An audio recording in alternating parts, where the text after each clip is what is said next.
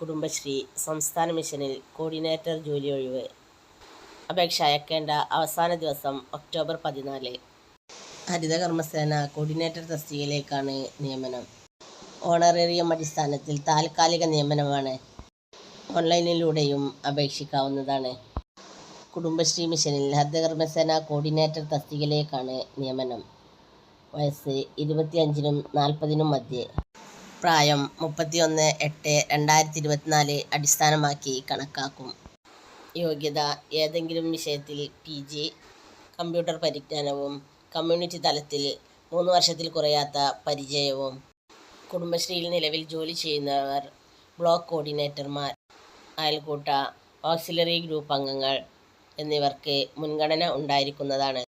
നന്നായി എഴുതാനും അവതരണം നടത്താനുമുള്ള കഴിവുണ്ടായിരിക്കണം. അപേക്ഷ സമർപ്പിക്കേണ്ട രീതി. അപേക്ഷ നിശ്ചിത ഫോമിൽ